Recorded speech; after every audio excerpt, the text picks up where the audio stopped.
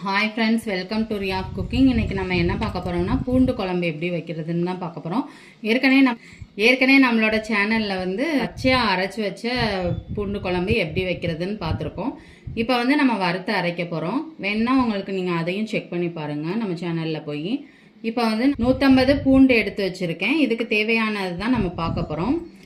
பாருங்கள், 1 ஸ்பூன் மிளகு, 1 ஸ்பூன் கடுகு, சீரகம் 1 ஸ்பூனு, தக்காளி 2, தேங்காய் 1 சில்லு, 5 பட்டை வத்தல், கொஞ்சமாக ஒரு 4-5 பூண்டு எடுத்துக்கோங்க. மஞ்சத்தூள் எடுத்துக்கோங்க. லெமன் சைஸ்க்கு புளி ஊற வச்சு எடுத்து வச்சுருக்கேன், அதையும் எடுத்துக்கோங்க. புளிக்குழம்பு மசால் இதுவும் வந்து நம்ம சேனலில் வந்து நான் போட்டிருக்கேன். நீங்கள் வேணுன்னா செக் பண்ணி பாருங்கள். ஃப்ரீயாக இருக்கும்போது ரொம்ப யூஸ்ஃபுல்லாக இருக்கும், ரொம்ப டேஸ்டியாகவும் இருக்கும் இந்த மசால் பொடி. செக் பண்ணி பாருங்கள். இப்போ இதையும் தான் நம்ம யூஸ் பண்ண போகிறோம். 1 ஸ்பூனு. வாங்க எப்படி செய்கிறதுன்னு பார்ப்போம். எல்லாமே நம்ம இப்போ வந்து இதெல்லாம் வறுத்து எடுத்துக்க போகிறோம். மிளகு,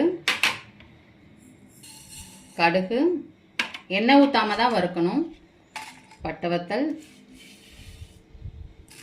சீரகம், கொஞ்சமாக பூண்டு, இது எல்லாத்தையும் நல்லா வறுத்து எடுத்துக்கலாம். இந்த மாதிரி கடுகு வெடித்ததும் நமக்கு வந்து எல்லாமே வறுத்துருச்சுன்னு அர்த்தம். நம்ம எடுத்து மிக்சி ஜாருக்கு மாற்றிக்கலாம். இதோட தேங்காயும் தக்காளியும் போட்டு வலுவலுன்னு அரைச்சி எடுத்துருங்க.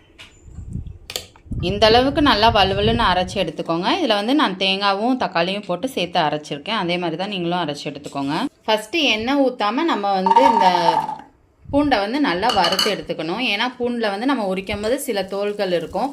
அந்த தோலெல்லாம் வந்து நம்ம இந்த மாதிரி லேசாக வறுத்து எடுத்துட்டோம்னா அந்த தோலெல்லாம் அப்படியே நசுக்கு நம்ம இதை வெளியில் எடுத்து அப்படியே லேசாக தேய்ச்சி விட்டோம்னாலே அந்த தோல் ஃபுல்லாக வந்துடும். அதுக்கப்புறம் தான் நம்ம சமைக்கும். அவ்வளோதான். இந்த மாதிரி லேசாக தேய்ச்சி விட்டுட்டிங்கனாலே அதில் இருக்க தோல் ஃபுல்லாக வெளில வந்துடும்.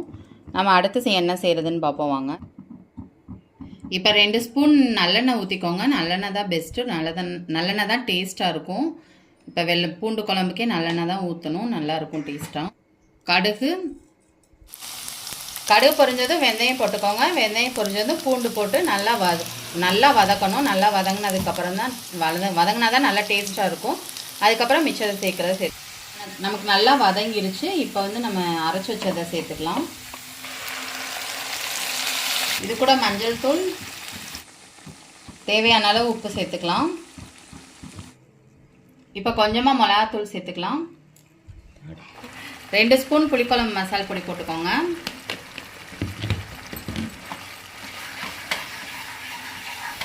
பாருங்கள், அது ஃபுல்லாக எண்ணெய் பிரிஞ்சு வரும்போதே எவ்வளோ அழகாக சூப்பராக இருக்குன்ட்டு ரொம்ப ரொம்ப டேஸ்ட்டாக இருக்கும். இப்போ கொஞ்சம் பச்சை வாசனை போகிற அளவுக்கு நல்லா வதக்கி விட்டுக்கோங்க. நல்லா வதங்கினதும் நம்ம வந்து புளிக்கரைசல் சேர்த்துக்கலாம். 1 டம்ளர் மட்டும் தண்ணி ஊற்றி அப்படியே கொதிக்கட்டும். கொஞ்சமாக இருந்துச்சுன்னா தான் ரொம்ப ரொம்ப டேஸ்ட்டாக இருக்கும். ரொம்ப கெட்டியாக இருக்கணும். இப்போ வந்து நம்ம 1 டம்ளர் மட்டும் தண்ணி ஊற்றிக்கலாம். மூடி வச்சுட்டு அது பாட்டுக்கு கொஞ்சம் நேரம் நல்லா பச்சை வாசனை போகிற அளவுக்கு கொதிக்கட்டும். கொதித்த பிறகு எப்படி இருக்குன்னு பார்ப்போம். இப்போ நமக்கு நல்லா குழம்பு கொதிச்சு வந்துருச்சு. இங்கே பாருங்கள் எவ்வளோ கெட்டியாக எவ்வளோ சூப்பராக நமக்கு ரெடி ஆகிருக்குன்ட்டு. ரொம்ப ரொம்ப சூப்பராக சுவையாக ரெடி ஆயிடுச்சு. இப்போ வந்து நம்ம அடுப்பை ஆஃப் பண்ணிக்கலாம். பாருங்கள், நமக்கு சூப்பராக கொதிச்சிருச்சு. இப்போ வந்து நம்ம அடுப்பை சிம்மில் வச்சுட்டு நம்ம வந்து முட்டையை வந்து உடச்சி ஊற்றிக்கலாம். நீங்கள் இப்படியே நீங்கள் சாப்பிட்றதுனாலும் சாப்பிட்லாம், இல்லை முட்டை உடச்சி ஊற்றி சாப்பிட்றதுனாலும் சாப்பிட்லாம். டேஸ்ட்டு நல்லாயிருக்கும் முட்டையை உடச்சினாலும். பாருங்கள், முட்டை உடச்சி ஊற்றியாச்சு. உடச்சி ஊற்றி சிம்மிலேயே வச்சு ஒரு 10 நிமிஷம் கொதிக்கட்டும். அப்போ தான் வந்து முட்டை வேகும். நீங்கள் ஹையில் வச்சிட்டிங்கன்னா முட்டையெல்லாம் உடஞ்சி நமக்கு குழம்பு வேஸ்ட்டாக போயிடும்.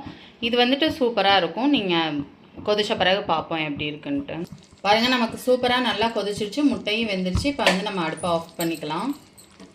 பாருங்கள் எவ்வளோ சூப்பராக இருக்குன்னு பூண்டு குழம்பு. ரொம்ப ரொம்ப டேஸ்ட்டாக. இங்கே பாருங்கள் எவ்வளோ அருமையாக. இது அப்படியே சாப்பாடில் போட்டு சாப்பிட்றதுக்கு ரொம்ப ரொம்ப டேஸ்ட்டாக இருக்கும்.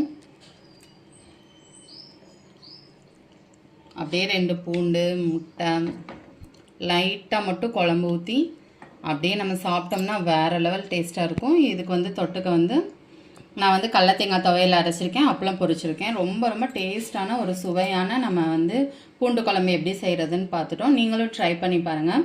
இந்த வீடியோ உங்களுக்கு பிடிச்சிருந்துச்சுன்னா லைக் பண்ணுங்கள், ஷேர் பண்ணுங்கள், கமெண்ட் பண்ணுங்கள், சப்ஸ்கிரைப் பண்ணுங்கள். கூடவே இந்த பெல் ஐக்கானையும் கிளிக் பண்ணுங்கள். Thank you friends.